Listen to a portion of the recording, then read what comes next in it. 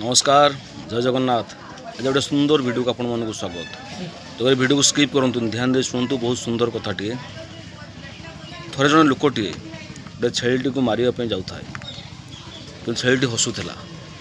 लोकटे आश्चर्य पचारा मुझे मारे जाऊँ तो भय लगुनि तू हसुचु कहीं।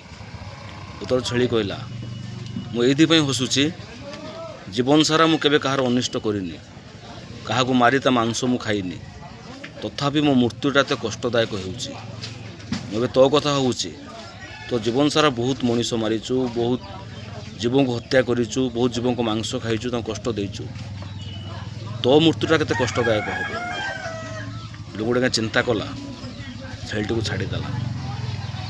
ये कथा गोटे कथा स्पष्ट आज्ञा केबे भी जीवन में क्या कष्ट दबानी जहाँ को कष्ट दबा पुनरावृत्ति से कष्टटा पुणी रिटर्न ही आम पाखक आसो।